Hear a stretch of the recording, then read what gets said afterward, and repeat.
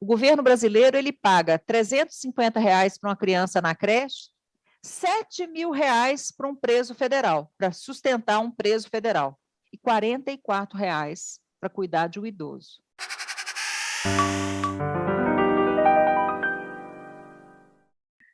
Médica geriatra, consultora da Organização Mundial da Saúde, membro do querido Centro Internacional da Longevidade, o nosso CALACHE, recentemente honrada com o Prêmio Zilda Arns de Direitos Humanos pelo seu trabalho durante a pandemia. E é sobre isso que a gente vai falar hoje com a doutora Carla Giacomin. Doutora Carla, é um prazer enorme estar contigo aqui. Eu já assisto há um tempo já as lives da Frente Nacional de Fortalecimento das ILPIs. E para que a gente possa começar esse bate-papo, eu acho que é importante a gente alinhar os termos. Muita gente fala asilo, outros residenciais, outros clínicas geriátricas, e aí a gente vai falar aqui de ILPIs, as instituições de longa permanência para idosos. Esses termos, eles são a mesma coisa? Eles têm alguma diferença? A gente pode entrar um pouquinho nesse assunto? Sem dúvida, Fernando. Eu acho que esses termos, ou a falta de uma certa harmonia entre eles, revela um pouco do quanto esta ainda é uma ferida aberta na sociedade. Então, quando a gente muda muitos nomes para dizer da mesma coisa, é que a gente não está conseguindo, né, de fato, comunicar o que a gente quer. Então, a gente começa com asilo, porque era a forma de exilar as pessoas, de abrigar, mas ficar à margem da sociedade. Depois entram os residenciais, as clínicas, os hotéis geriátricos, e a professora Ana Amélia Camarano encontrou mais de 30 nomes diferentes para as instituições que acolhem idosos na forma de uma residência definitiva, né? A Sociedade Brasileira de Geriatria e Gerontologia, então, propôs que se chamasse Instituição de Longa Permanência para Idosos. Na verdade, foi uma tradução do inglês Long Term Care, né? Que seria, então, cuidados de longa duração. Só que, para o nosso país, ficou convencionado instituição de longa permanência para idosos, né? Na prática, é uma estrutura, é um equipamento que acolhe pessoas, é uma residência coletiva que acolhe pessoas de diferentes biografias, e isso é o mais rico da história e também o mais delicado, porque muitas pessoas pensam que, uma vez entrado para a instituição de longa permanência, a pessoa perde a identidade. E o trabalho da frente é exatamente o oposto disso. É retomar a identidade das pessoas que estão ali dentro e construir uma outra história para essas instituições, para ver se a gente perde um pouco desse preconceito contra instituições de longa permanência. Ainda dentro dessa questão da terminologia, independente da palavra, falar sobre residencial geriátrico hoje, sobre LPIs hoje no Brasil, continua sendo para boa parte da população um tabu. Algum desses termos a gente deve abandonar? Olha, a maioria das instituições hoje recebe o nome de residenciais, muitas já receberam o nome de casas de repouso, de abrigos, né? E isso diz respeito ao tempo, quer dizer, a gente começa com asilo é abandonado praticamente, embora a maioria das pessoas se refira às instituições como asilos, né? A gente quer pensar que não é mais asilo, porque deixou de ser um lugar para esperar a morte e passou a ser um lugar de vida, um lugar de construção de uma outra etapa da vida, de uma outra forma de moradia, de uma outra forma de relações ali dentro. Depois chega casa de repouso como a tradução do francês maison de retraite, né, que na época, né, na década de 70, 80, esse era o auge, casa de repouso. Agora, pensando na Flórida, nos Estados Unidos, né, aí a gente está falando de residenciais. Então, à medida que a moda muda, os termos aqui no Brasil acompanham essa moda, tá? Mas, no fundo, nós estamos falando de residências coletivas para idosos. Eu queria usar maison de retraite, mas eu não falo francês, né? Mas eu achei chique. Então, arrasou. E, doutora Carla, a tua carreira ela foi toda muito bem fundamentada nos cuidados da pessoa idosa, na defesa incansável a essa comunidade. Antes da gente entrar, de fato, em como surgiu a frente de fortalecimento às ILPIs durante a pandemia, eu queria te perguntar, de onde vem esse carinho tão grande por esse público? De onde vem essa paixão pelo que fazes hoje? Fernanda, cada um constrói a sua história mesmo, né? Então, assim, eu sou de uma família de muitos longevos e de pessoas que viveram a velhice com muita galhardia. Então, assim, é claro que eu me inspiro neles, né? Inspiro no meu pai, nos meus avós, na minha mãe hoje, né? Mas eu entendo que a velhice no Brasil ela foi muito relegada a si mesmo, né? É como se cada um tivesse que se virar para poder construir esse pedaço da história, né? Então, nesse sentido, eu acho que é muito importante que a gente construa juntos uma possibilidade de velhice diferente para a maioria dos brasileiros. O que a gente viu, o que eu vi na minha infância, foram pessoas mais velhas construindo, apesar de não ter tido educação, apesar de não ter tido acesso à saúde pública, apesar de não ter tido acesso a condições salubres de trabalho, né? Quer dizer, são pessoas que, na verdade, resistiram, não foram pessoas que envelheceram, né? Então, eu lidei muito e convivi muito com esse tipo de pessoas, eu acho que é isso que me inspirou a tentar fazer diferente, né?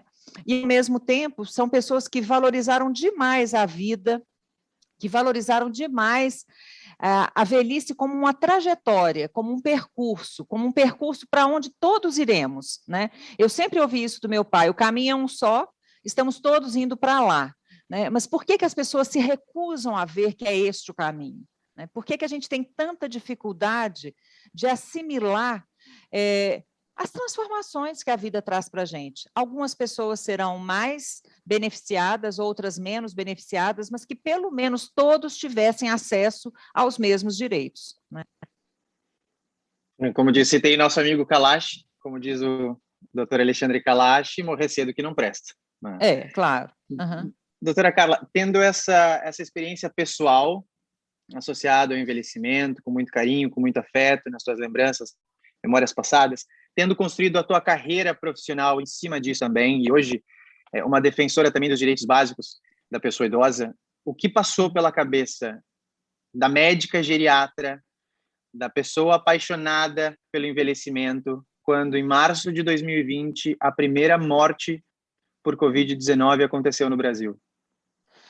Eu acho que passou um medo muito grande, porque eu tive a oportunidade de morar fora do Brasil, como você, eu tive a oportunidade de ver outros residenciais, outros formatos, formatos muito mais, vamos dizer assim, bonitos, alegres, ou pelo menos assim, esteticamente colocados, com muito mais recursos tecnológicos, médicos, recursos de enfermagem, do que aqueles que eu conhecia no Brasil. Então, o que eu pensava quando a gente viu aqueles caminhões, aqueles tanques na Itália, carregando aqueles féretros, né, de corpos de idosos, em sua grande maioria idosos de residenciais, idosos de instituições de longa permanência, o que a gente pensava é que se isso chegasse aqui, ia ser um holocausto, ia ser uma tragédia total, porque nós não temos os recursos, nós não temos as distâncias, nós não temos as áreas verdes, nós não temos, né, nada do que eles teriam lá, e nem tendo tudo isso, eles resistiram ao vírus. Então, nosso maior receio era esse: o que vai acontecer quando isso chegar aqui? E vivemos um tempo muito difícil, de muita desinformação, de muita banalização da morte, né? E isso também foi muito impactante para nós, porque nós sabíamos que as pessoas que moram em instituições de longa permanência estavam à mercê do vírus. Não tinha máscara, não tinha álcool gel, não tinha vacina, não tinha campanha na mídia falando: olha, cuidado, isso é grave, né? Não tinha uma liderança federal nesse sentido. Então, a gente tinha que correr contra o tempo e tentar agregar, no momento em que o Brasil está tão polarizado, tão burramente polarizado, né? Eu insisto nisso, né? O tanto que a gente perde com a separação, com a cisão, né? E, ao mesmo tempo, a gente ter que falar uma verdade que as pessoas não queriam ouvir, estar baseado em ciência que estava sendo contestado pelas lideranças. Então, tudo isso foi um ímpeto de buscar uma alternativa possível, né? Num país que não tem recursos, sabendo que pessoas tinham muita dificuldade com o virtual, e o virtual era a única forma que a gente tinha de alcançar as pessoas, né?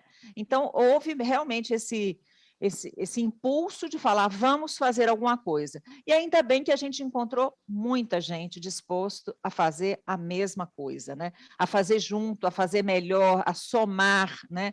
A conversar, a produzir material, a se disponibilizar o seu tempo. Da mesma forma que você, eu nunca trabalhei tanto, né? Durante todo o período de 2020, a partir do dia 8 de abril, foi quando foi criada a Frente Nacional de Fortalecimento, eu acho que não teve uma semana que não tivesse havido live, que não tivesse havido reuniões, porque mesmo para haver uma live, a gente prepara, a gente conversa com pessoas do Brasil inteiro, a gente teve contato com pessoas do Acre, de Roraima, mas também lá do Rio Grande do Sul, né, do Centro-Oeste, do Nordeste, as realidades as mais diversas, mas a luta era uma só, né? A vida de toda pessoa idosa institucionalizada importa. Esse era o nosso mantra, esse era o nosso lema, e é para isso que a gente tem trabalhado todo esse tempo. Então, desse sentimento nasce a frente, e eu queria que tu nos contasse um pouquinho do impacto também em políticas públicas e como que a frente vem atuando desde então, desde abril de 2020, quando surgiu a pandemia, surgiu a frente logo de imediato, como uma resposta emergencial. E como que a frente atuou, então? É interessante o seguinte, Fernando, a frente ela nasce a partir de um manifesto, né, que a gente chamou de grito da ILPI, que professoras da USP, a Marisa Ascioli, a Helena Watanabe e a Ieda Duarte, escreveram falando exatamente sobre isso, sobre o risco que a gente corria caso nada fosse feito. A partir disso, foi feita uma audiência pública no Congresso Federal e, a partir do chat ali daquela audiência pública, nós nos unimos em torno dessa proposta. Vamos criar, então, uma frente nacional. E a frente, ela começa com uma necessidade de vamos chamar as pessoas para fazer junto. E em uma semana, nós estouramos o grupo do WhatsApp. Não cabia mais gente. E aí a gente começou a ver que dentro da frente tinha pessoas de norte a sul do país, e nós fizemos, então, grupos de WhatsApp regionalizados. A frente da Regional Norte, a frente da Regional Nordeste, a frente da Regional Sudeste, Centro-Oeste, Sul. A Sudeste era maior, então a gente teve que fazer 2 frentes Sudeste. Hoje eu tenho mais de 100 grupos de WhatsApp no meu celular. Todos da frente? Todos da frente. Que a gente sustenta, que a gente mantém com informações, e à medida que a gente começou a fazer lives, a gente percebeu que nesse grupo tinha pós-doutor, mas também tinha cuidador de idosos, tinha professor de universidade, né, super graduado, e tinha também um técnico de enfermagem que queria saber como é que a gente deveria usar a máscara. E aí, a primeira motivação foi a gente construir um manual com boas práticas, um manual de técnicas do que fazer para evitar o contágio, para manter o distanciamento, para tentar manter todo com cuidado com a pessoa, mas, ao mesmo tempo, tendo esses cuidados em relação à limpeza de ambientes, utilização de roupas, ensinar o cuidador a chegar na instituição e trocar de roupa, tomar um banho, se for possível, todo esse cuidado. Esse manual ficou pronto em 3 semanas. E foi o primeiro manual que a gente chamou de relatório técnico consolidado, que trazia isso. Quando a gente apresentou isso, inclusive, para o professor Alexandre Calacho, ele falou, nós temos que traduzir esse manual. Esse manual foi traduzido com o apoio também de outras pessoas, foi levado para a OMS, e, de repente, a frente ganhou um impulso tanto no nível nacional quanto no nível internacional. Então, a gente foi chamado para falar no Fórum Econômico Mundial, e era muito divertido modo de falar, mas assim, o quanto que as nossas realidades são realmente diferentes da realidade das instituições do resto do mundo. Então, no Fórum Mundial, eu participei de uma mesa de experiências exitosas, onde tinha uma pessoa do Canadá, uma pessoa dos Estados Unidos, e eles falando que eles faziam testes, nem tinha chegado o teste aqui ainda. Nós nem sabíamos o que era o teste. Nós não tínhamos acesso a isso. E eles falando que eles tinham testes assim, a hora que precisassem, falando que eles pagavam para o cuidador da instituição o mesmo que se pagava no hospital, para que ele ficasse só na instituição. A gente tinha cuidadores que precisavam escolher entre ficar no hospital ou ficar na instituição, porque não era possível ficar nos dois lugares. Então, as nossas realidades muito diferentes. E a gente aqui ensinando a lavar as mãos, ensinando a passar o álcool gel, que não era uma prática definitivamente, né, do nosso cotidiano. Eu me lembro que proximamente a um desses fóruns internacionais, eu estava conversando com o grupo do Jequitinhonha, aqui em Minas, e a gente ensinando eles a lavar as mãos, né? O grupo de instituições, a gente orientando os cuidadores, né? E no dia seguinte a gente falando para o mundo e aprendendo com o mundo uma outra realidade completamente diversa da nossa. Então, eu entendo que o poder da frente foi esse poder aglutinador, estar baseado em evidência científica, não se perder em querelas partidárias, em querelas políticas, porque se a gente entrasse nesse jogo, a gente perdia o jogo, né? E eu acho que o Brasil perdeu o jogo, muitas vezes por causa disso, a gente sabe disso, né? Então, a preocupação era manter o grupo ativo, manter o grupo coeso e manter o grupo trabalhando o tempo todo. Não teve um dia, uma noite, uma hora que a gente não estivesse trabalhando. Podia ser de madrugada, 5 horas da manhã, tinha gente da frente respondendo a mensagens de grupos, o que eu faço, tem um caso suspeito aqui, o que eu faço, um paciente foi para o hospital, quando ele voltar, como é que eu vou lidar com ele? Né? Então, isso foi uma marca também de disponibilidade de tempo, de disponibilidade de conhecimento, de desprendimento mesmo para todos. E vou assim, avançar um pouco no tema dizendo o seguinte, o quanto essas instituições estavam completamente abandonadas pelo Estado brasileiro, o quanto essas instituições estavam abandonadas pela sociedade. Então, as pessoas falam mal das instituições sem conhecer as instituições. Então, isso é muito triste, né? Porque você recrimina a família que precisa colocar alguém na instituição, mas nós não temos nenhuma política pública de apoio ao cuidado. E aí eu entro na segunda parte da sua pergunta, né? Qual foi o impacto da frente em relação às políticas públicas? O impacto da frente foi que nós conseguimos, com 2 meses de frente, nós estávamos tendo uma reunião com o secretário nacional da pessoa idosa, lutando para que houvesse um auxílio emergencial para as instituições de longa permanência. Porque você imagina o que é proteger sem recurso. Não, as máscaras, sei lá, quintuplicaram de preço. O álcool gel teve uma época que sumiu. Os capotes que você teria que usar no caso de uma pessoa que estivesse isolada, as pessoas não tinham acesso a eles. As doações acabaram, porque os voluntários pararam de circular, os bazares pararam de acontecer, os jantares pararam de acontecer, então os churrascos, os almoços, tudo aquilo que gerava renda, não tinha mais, né? Então a gente precisava muito de um auxílio emergencial do governo para isso. E nesse sentido a gente apoiou a Comissão de Defesa do Idoso na Câmara Federal para um projeto de lei que se transformou na Lei 14.018, que liberou 160 milhões de reais para as instituições de longa permanência. Nós gostaríamos que esses 160 milhões de reais tivessem ido, inclusive, para as instituições ditas privadas, porque as famílias também empobreceram, né? Muitas pessoas perderam emprego, muitas pessoas tiveram que tirar idosos das instituições porque não davam conta de pagar, e as instituições tinham que ter mais pessoas, porque se um cuidador se afastava, ele se afastava por 14 dias, alguém tinha que cobrir esses 14 dias. Então, eles tinham que contratar mais alguém para suprir essa falta. Então, foi um tempo muito pesado. E eu acredito que a Frente Nacional ela trouxe, colocou na cena do jogo realmente a necessidade de uma política de cuidados.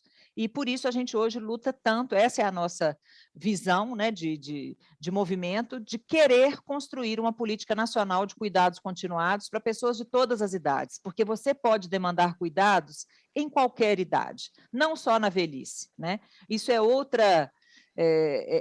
tabu, né? A gente pode envelhecer ativamente, a gente pode envelhecer demandando cuidado. Eu posso nascer com tudo em cima, mas eu também posso nascer com alguma dificuldade. Então, como que eu vou apoiar a família, né, e apoiar a pessoa que tenha alguma limitação, né, no seu cotidiano?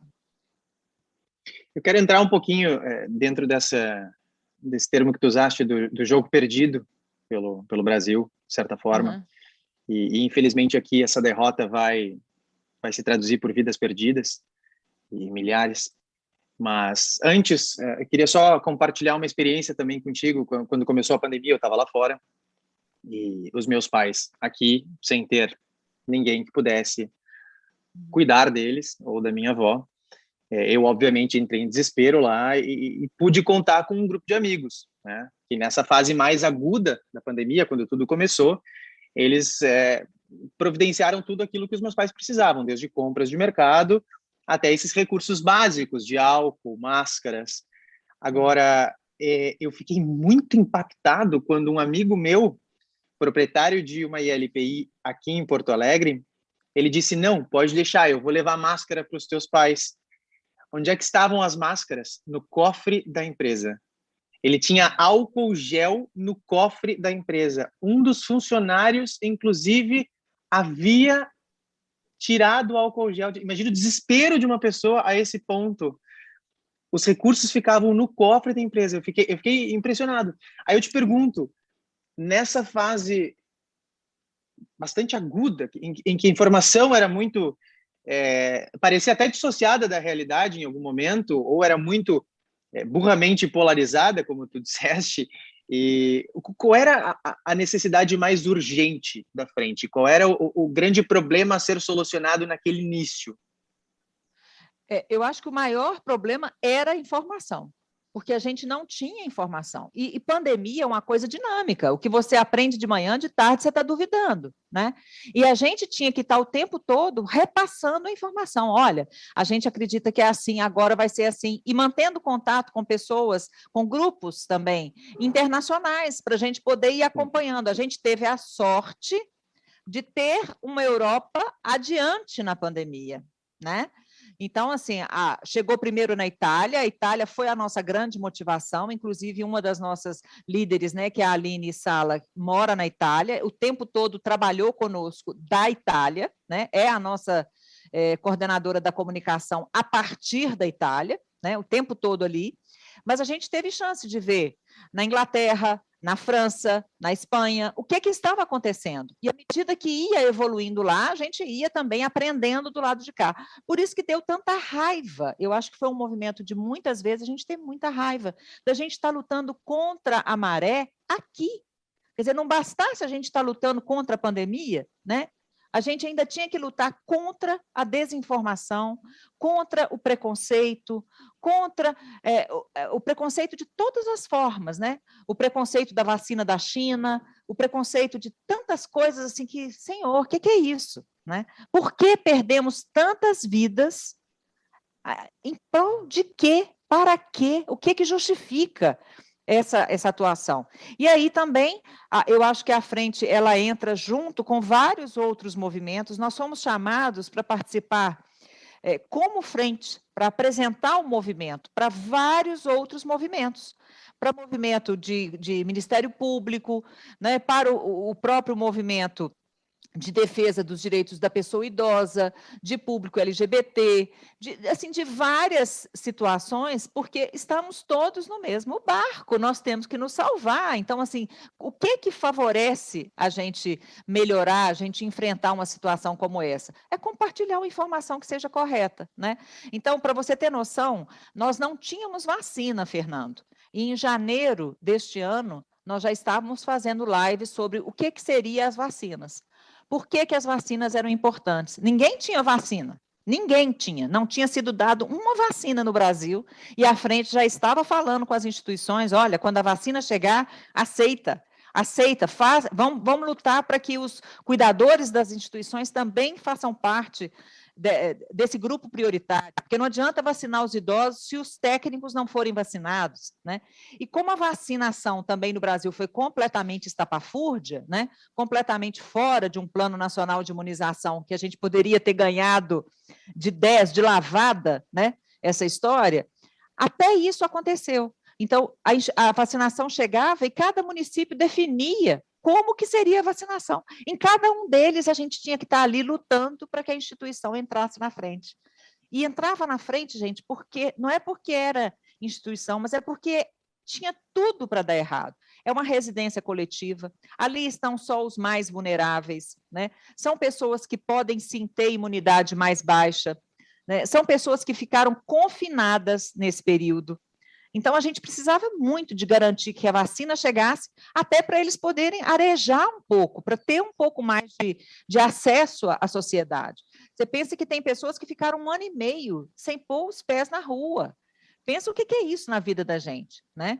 Então, eu entendo que isso também foi um outro momento assim muito crítico, né? Esse momento da gente estar sempre adiante, avançando, né? Trazendo informações, o tal do tratamento precoce, né? Não adianta, não vale a pena. Para que você não tem recurso? Para que você vai gastar recurso com remédio que não vale nada? E você tendo que falar isso diariamente, de várias formas, sem ferir brios, né? O tempo todo ali no limite, né? Mas ao mesmo tempo sem abrir mão de falar a verdade, de falar aquilo que precisava ser dito.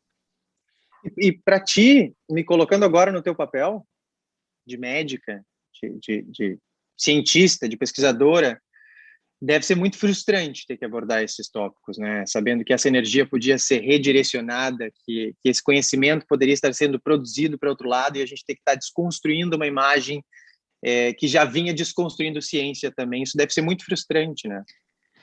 É muito frustrante, porque, assim, eu, pelo menos, eu sou pesquisadora porque eu acredito que a gente deve medir um evento, avaliar o que aquilo ali, o que favoreceu aquele evento, o que impediu aquele evento e disponibilizar essa informação, né? É sempre assim, informação para quê, tá? Eu participo de bancas de mestrado, de doutorado no Brasil inteiro, mas a cada final de banca eu pergunto, e daí? O que a gente vai fazer com isso? Então, para mim, pesquisa é uma pesquisa aplicada, é uma pesquisa que vai trazer uma informação que vai mudar a realidade do outro, né? Eu não quero fazer pesquisa de sexo dos anjos, eu quero fazer pesquisa que vai falar, olha, vale a pena fazer desse jeito, porque assim a gente vai ter menos essa doença, ou a gente vai ter mais saúde, né? Então, a gente acredita muito nisso. E as instituições de longa permanência, elas nunca são lembradas. Então, eu precisava de trazer essa pesquisa aplicada à realidade dessa instituição. E, para isso, a gente contou com muita gente boa. Eu também tenho que dizer que foi muito revigorante saber que a gente não estava sozinho. Você está falando com a Carla. A Carla está representando a Frente Nacional, mas a Frente Nacional é muita gente. A Frente Nacional são mais de 1.400 voluntários do Brasil inteiro, né? Nós tivemos, Fernando, mais de 500 mil visualizações. Você que trabalha com comunicação, você sabe o que é isso. De um movimento absolutamente orgânico, que não teve um centavo de fora. Não teve um centavo, né? Foi muito interessante que a gente até pleiteou alguns prêmios de movimentos sociais, e na hora que falava assim, quanto de recurso vocês captaram? Aí eu colocava lá R$0. E aí as pessoas, eu tenho certeza que nós nunca ganhamos nenhum prêmio, porque eu acho que isso deve ser absurdo, né? Porque não tem preço, o quanto de tempo, o quanto de dedicação todas essas pessoas, né, deram em favor da defesa da vida das pessoas institucionalizadas. A frente consegue estimar quantas vidas foram poupadas por essa disseminação de conhecimento, por esse envolvimento tão intenso desses profissionais? Nós acreditamos, eu não consigo estimar, seria muita vaidade nossa, mas eu falaria com você o seguinte: se você pegar, por exemplo, que na província de Ontário, no Canadá, 85% de todas as mortes da província aconteceram em instituições de longa permanência, que no início da pandemia, até a metade, mais da metade do ano passado, 50% das mortes que tinham acontecido na França, que tinham acontecido na Itália, tinham acontecido em instituições de longa permanência. 50%? 50%. Você pensa que nós não sabemos quantos idosos existem institucionalizados, mas supondo que esteja na mesma proporção do censo de 2010, nós estaríamos falando de 300 mil pessoas. É como se nós tivéssemos evitado 150 mil mortes, né? Porque é como se hoje a gente tem quase 700 mil, a gente teria muito mais, ainda mais 150 mil só das instituições, e isso não aconteceu, né? A gente tem instituições que não perderam ninguém, não houve óbitos, né? E como a gente tem muita dificuldade de registro, mas apesar da dificuldade de registro, a gente tem muito acesso a essa rede de instituições do Brasil. O professor Paulo Vilas Boas, o professor Patrick Warhols, eles colocam que a letalidade nas instituições brasileiras não chega a 20%, né? Quer dizer, de todos que contaminaram, 20% faleceram. Nós estamos falando que 20% de uma população pequenininha. Se a gente fosse traduzir isso, né, para os números italianos, para os números europeus, a gente estaria dizendo que há muito tempo nós já teríamos perdido mais de 150 mil vidas, né? E isso eu acho que a gente conseguiu interferir. Nossa, eu fico encantado discutindo. Deixa eu te fazer um desafio, então. Isso pode ser uma resposta bem curta, pode ser bem sucinta, mas voltando um pouco para a minha experiência também lá fora, eu via as coisas acontecendo já em janeiro muito diferentes, né? Com os olhos na Ásia, nós tivemos, como tu mesmo disseste, a sorte, entre aspas, de ter sido o terceiro continente afetado. Todos os países, obviamente, tiveram seus erros, é uma pandemia, não existe ganha-ganha. Todos os países tiveram alguns erros e foram aprendendo e reformando essas estruturas de cuidado e de enfrentamento. Agora, eu sinto com muito pesar que no Brasil nós não aproveitamos os erros dos outros, né? Nós repetimos estes erros e talvez até aperfeiçoamos os erros, e isso foi se traduzindo cada vez mais em números, e esses números não são apenas números, né? São vidas, são famílias inteiras despedaçadas. Então, lá em janeiro, fevereiro de 2020, os aeroportos europeus já tinham certas restrições com países asiáticos, mas a sociedade, a comunidade não precisava dessa regulação política, né? O Estado interferia com medidas extremamente eficazes, beleza, eficientes. Agora, a população também se organizava, né? Existia um bom senso coletivo. Então, mesmo sem uma norma que impusesse isso, as filas de mercados já eram mais extensas, porque eles davam 2 metros, 1,5 metro entre uma pessoa e outra. As pessoas não se aglomeravam em lojas, as pessoas se afastavam quando uma chegava mais próxima para falar. Então, já existia um bom senso coletivo de proteção ao outro e a si. E o desafio que eu te faço é o que o Brasil poderia ter feito diferente lá no início, para que isso que a gente está vendo hoje, esses números que, infelizmente, para algumas pessoas já banalizaram, mas que são assustadores, para mudar isso, para que tivesse um outro cenário. O que uma coisa que teria sido essencial lá naquele início?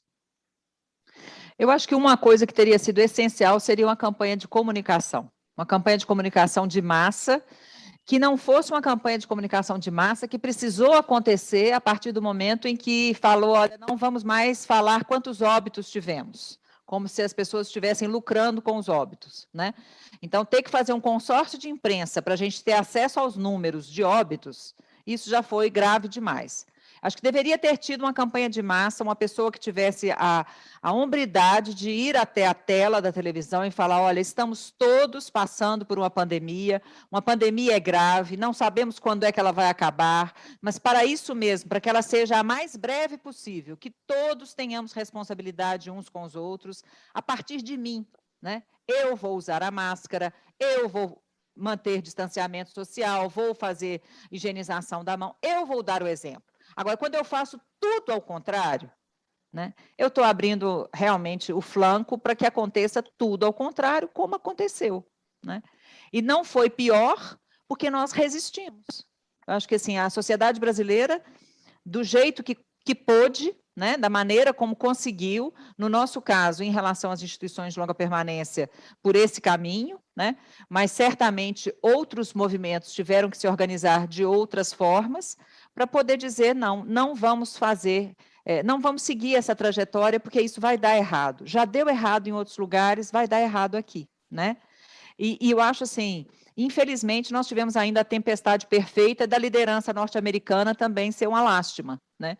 Então, assim, era do lado de cá e do lado de lá, cumprindo coisas absurdas, né? Propondo situações absurdas de negar a vacina, de desmerecer as medidas de cautela, de precaução. Então, realmente foi muito pesado. Eu acho que o mais difícil teria, assim, o que teria modificado tudo, a meu ver, seria isso.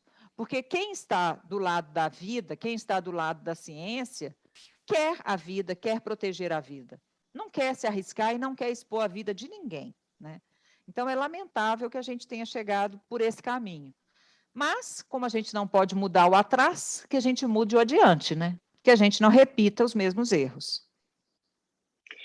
Carla, vamos voltar para o residencial. Eu me imagino vivendo esse momento de pandemia com a minha avó em um residencial. Eu, como tu sabes, deixei faculdade, deixei trabalho, deixei tudo que eu fazia quando eu era um gurizão para ficar com a minha avó os últimos anos de vida dela. Minha melhor amiga, a maior referência que tive na minha vida.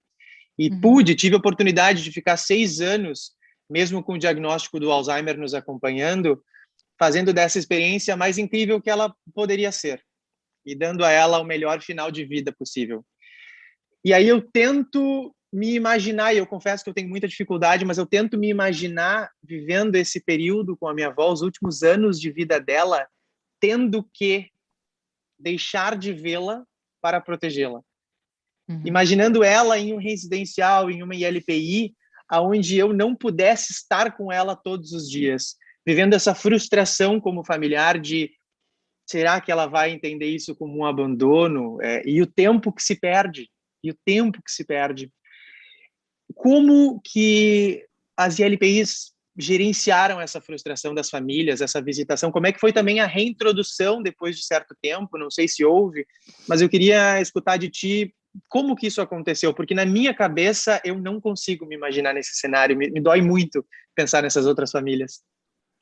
E dói mesmo, e dói não é pouco não, né? Porque essas pessoas, no começo de tudo, tiveram que se afastar de todos, inclusive da equipe multiprofissional, porque como não tinha recurso, não tinha vacina, né? Só depois da vacina é que foi possível ir reabrindo um pouco mais as instituições. Por outro lado, você imagina, Fernando, que a gente conseguiu, quer dizer, a gente está vivendo esse momento numa época que tem acesso aos meios virtuais. O que seria de nós, o que seria da sua avó, se a gente ainda não tivesse direito a telechamadas, né? Se a gente não tivesse direito a esse tipo de visitação, ainda que virtual. Outra situação que aconteceu, as pessoas como é que eu posso dizer? Elas foram muito criativas. Então, a gente criou Visita Romeu e Julieta, que é quando a instituição tinha 2 andares, aí você Adorei. colocava a pessoa mais velha em cima e a família embaixo, então era Romeu e Julieta. Né? As visitas de janela, então você colocava a pessoa do lado de dentro, né? E a família do lado de fora. As situações assim de cabines de visita, onde tinha, por exemplo, um avarandado, né, onde tinha a distância, havia a cadeira, a distância, todas as medidas protocolares mesmo para higienização e tudo, e o idoso ficava do outro lado, mas tendo essa oportunidade de ver o outro, né? Mas, infelizmente, não era possível o toque, né? Então, assim, o toque ele só vai chegar agora. Com a vacinação de todos, a gente sugere que haja vacinação. Os idosos já estão vacinados, duplamente vacinados ou plenamente vacinados, né? As equipes de cuidado também, e a gente sugere que os familiares que venham vê-los também estejam vacinados, se for possível. Quando é uma visita compassiva, uma visita de fim de vida, isso não é exigido, porque a gente entende que mais vale estar junto ali naquele momento, né? Mas todas essas mudanças, vamos dizer assim, a falta do abraço, a falta do cheiro, a falta do toque, fez e faz muita diferença. Ainda mais para a nossa cultura, porque a nossa cultura é uma cultura do toque, nós não somos uma cultura, né, distanciados. E foi muito difícil para as equipes também ter que suprir essa carência, né, pela presença ali. Algumas alternativas que foram criadas, por exemplo, o Todos pela Saúde, a iniciativa do Banco Itaú, ofereceu tablets para as instituições e, por meio dos tablets, eles faziam videochamadas. Ofereceu radinho de pilha, porque era uma forma também dos idosos se manterem em contato com o mundo exterior, né? Então, todas essas alternativas surgiram, mas definitivamente não substituem, né, o afeto, o carinho, o sorriso, a troca de olhar, de fato, né, ali de perto de alguém que a gente ama. E nesse antagonismo entre liberdade e a proibição, e a gente luta muito dentro dessa cultura da gerontologia pela independência e pela autonomia, né? Mesmo que seja em alguns termos, mas a gente luta por isso, e a gente sabe que em muitos residenciais, alguns idosos ainda têm sua independência, ainda têm suas cognições preservadas. Como que tu proíbe essa pessoa de sair durante uma pandemia? Como que tu contingencia ela dentro daquele espaço? A gente entende que outros idosos ali naquele mesmo contexto tenham uma necessidade mais diferenciada, né, e que precisem dessa condução. Agora, aquele que reside no mesmo espaço, mas que tem sua independência, sua autonomia preservados, como que foi gerenciar essa proibição? Eu falaria que foi da mesma forma que nas vidas familiares, né? O que acontece? As pessoas mais velhas, elas foram muito, vamos dizer, sofreram muito com a pandemia. A pandemia revelou muito do idadismo da nossa sociedade, né? Isso ficou muito evidente. Agora, você imagina o idadismo dentro da instituição, né? O fato de ser institucionalizado já gera em si um preconceito.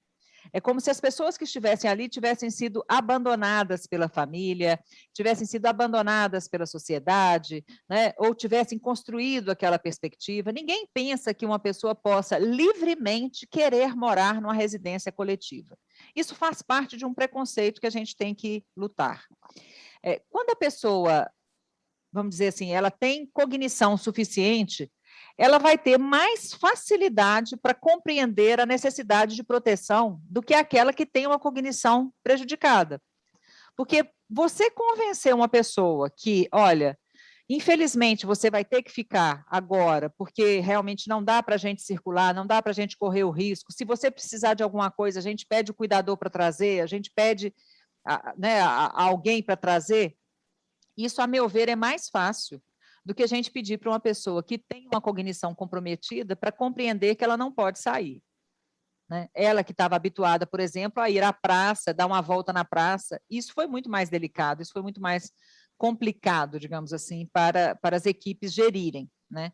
Agora, eu acho que, eu reforço, Fernando, se a gente estivesse vivendo uma pandemia com uma liderança que nos favorecesse, até isso teria sido mais fácil, né?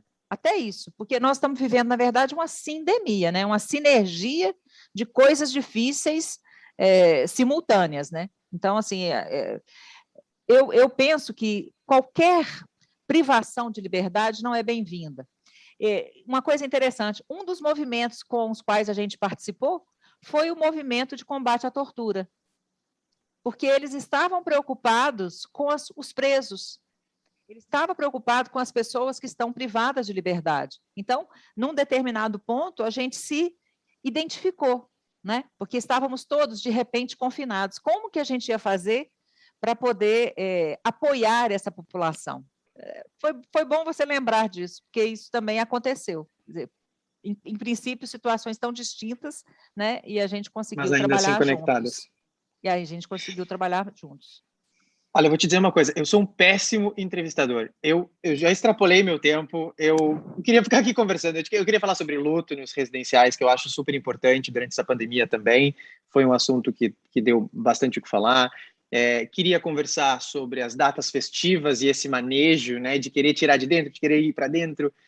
Como é que fazia essa frustração? Acho que fica muito mais evidente dessas famílias e também dos residentes. Mas eu tenho 3 perguntas que eu não quero deixar de te fazer, 3 tópicos que eu quero abordar. Então, eu vou tentar fazer isso da maneira mais rápida possível. Uma que eu realmente não posso deixar para trás. A gente sabe que o cenário no Brasil é que as famílias estão menores, que muitas vezes não há quem cuide, que não há o investimento necessário para o cuidado no envelhecimento, que não é barato, né? Uhum. E aí surgem os residenciais clandestinos. A gente sabe que isso é uma realidade que existe.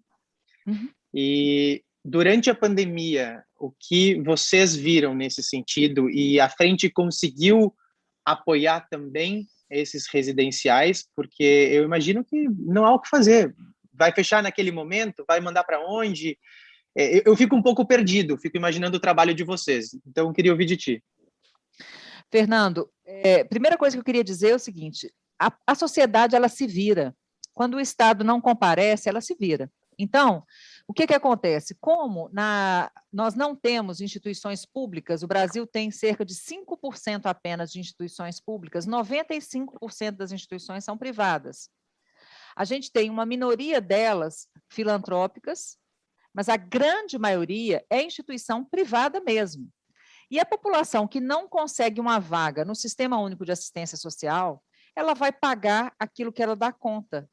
E aí ela vai buscar a instituição que é precária, que está na periferia, né? Mas que é o que ela dá conta de pagar. Né? Então, isso para mim já é uma falta, já é uma resposta evidente de que faltam políticas públicas de cuidado, inclusive políticas que ofereçam, né, o cuidado institucional. Então, isso para mim é fato. Segunda coisa, quando você fecha uma instituição clandestina aqui, ela abre ali, porque a necessidade permanece. Então, há pessoas precisando de cuidados, há pessoas precisando de cuidados todos os dias, cujas famílias não conseguem cuidar pela complexidade, ou cujas famílias não existem. Há pessoas sem famílias, né? Então, tudo isso a gente tem que considerar. As instituições clandestinas, elas não aumentaram na pandemia, elas apenas foram reveladas na pandemia, né? E foi muito interessante, novamente, dependendo do Estado, no seu olhar regulador, no caso da fiscalização sanitária, né? Por causa da necessidade de vacinação, por causa da necessidade de acompanhamento das instituições, a vigilância sanitária encontrou várias instituições que não existiam no radar da saúde e que nunca estiveram no radar da assistência social. Então, isso também é um fato, né? Elas estavam lá, instituições que foram fechadas, eu acredito que foram muito raras, porque, na prática, a gente tentou apoiar para que houvesse uma regularização da instituição, e não simplesmente implodir, porque você não tem onde colocar essas pessoas, né? Então, a gente tem que buscar realmente a regularização, a melhor qualidade do cuidado. Esse também é um norte para nós, e nós construímos um manual de qualidade do cuidado, exatamente para orientar as instituições nos 20 temas que mais apareceram nas nossas lives, né? Sobre como lidar. A gente tem que melhorar o cuidado com o indivíduo, e a gente tem que melhorar também a gestão do negócio, porque eles são péssimos na gestão do negócio. Agora, vou trazer aqui um aspecto um pouco controverso. Vamos lá. A pandemia evidenciou essa necessidade de falar sobre as ILPIs. Então, nós temos duas influências que trouxeram essa pauta à tona, que foi a pandemia e, obviamente, o belíssimo trabalho da frente. Como tu achas que esses dois fatores vão influenciar na visão que a comunidade tem sobre as ILPIs daqui para frente? Acho que, em suma, fez barulho. E qual o resultado que vai ser esse barulho daqui para frente, que tu esperas? Fernando, na mesma época em que a gente criou a Frente Nacional, a gente também fez um movimento aqui em Belo Horizonte de cuidados paliativos dentro das instituições. Por entender que, caso houvesse alguma situação mais grave, mais crítica de contaminação, em algumas situações seria necessário o cuidado paliativo. Outro tabu dentro da nossa realidade. A gente está falando do tabu dentro do tabu, né? O cuidado com a morte, o cuidado com a finitude, tudo isso. E a gente pensava assim, esse trabalho de cuidado paliativo, a gente começa em maio e ele vai se esgotar em agosto. Então, a nossa perspectiva de frente era também uma coisa assim, bem, eu não tinha nenhuma expectativa de quanto tempo a frente ia durar, não tinha. Mas eu jamais podia imaginar que ela estaria sendo igualmente necessária agora, 1 ano e meio depois. Então, eu não sei, né? Eu entendo assim, a frente vai continuar, porque todos os dias eu recebo no WhatsApp mensagens do tipo, o que seria de nós sem vocês? O que seria de nós se a gente não tivesse o apoio de vocês? Que bom que vocês estão falando isso. Que bom que vocês estão trazendo essa realidade, né? Quando a gente vai para o Congresso Nacional e a gente tem uma pauta quase semanal sobre instituição de longa permanência, quando isso teria acontecido? Nunca, nunca. Fernando, você sabe quanto que o Estado brasileiro oferece para cuidar integralmente de uma pessoa idosa independente, aquela mesmo que você falou, assim, aquela que sofreria na instituição? R$ 44 por mês. Eu te entrego R$ 44 e falo, olha, cuida, tá? Casa, comida, roupa, tudo, remédio, tudo que você precisar, eu te dou R$ 44. Agora, se você for dependente, se você ficar acamado, eu te dou mais, eu te dou 66. É disso que nós estamos falando. É desses maus tratos, né? Isso, para mim, é maltrato. Você não pode pensar que com R$ 44 uma instituição dá conta de assumir o cuidado integral de uma pessoa. E isso ninguém vê, ninguém viu, né? A Política Nacional de Assistência Social ela é não contributiva até os 59 anos. A partir dos 59 anos, a partir dos 60 anos, você é instado a colaborar com até 70% da sua renda. O governo brasileiro ele paga R$ 350 para uma criança na creche, R$ 7.000 para um preso federal, para sustentar um preso federal, e R$ 44 para cuidar de um idoso institucionalizado. É disso que nós estamos falando, né? Então, assim, realmente eu não sei quanto tempo, mas eu acho que a gente tem trabalho demais pela frente. Eu ia te perguntar agora, nascemos da pandemia e para onde vamos? Mas eu nem vou me arriscar porque não quero correr o risco de encontrar um ponto final nessa conversa. Doutora Carla, eu vou te agradecer demais pelo teu tempo, não só pelo teu tempo, mas pelo teu trabalho lindíssimo. Como neto de uma avó que teve Alzheimer e que se assemelha a outros tantos idosos nesses residenciais em que tua atuação foi chave nesse tempo todo, eu vou me juntar a essas outras vozes e te agradecer pelo trabalho maravilhoso, não só o teu trabalho, mas os outros 1.500 voluntários que também fizeram disso o que é hoje e impactaram de tamanha maneira nesses números que já assustam tanto, né, Carla? Eu não consigo imaginar como poderia ser pior, mas sempre pode. Então, muito obrigado pelo teu tempo.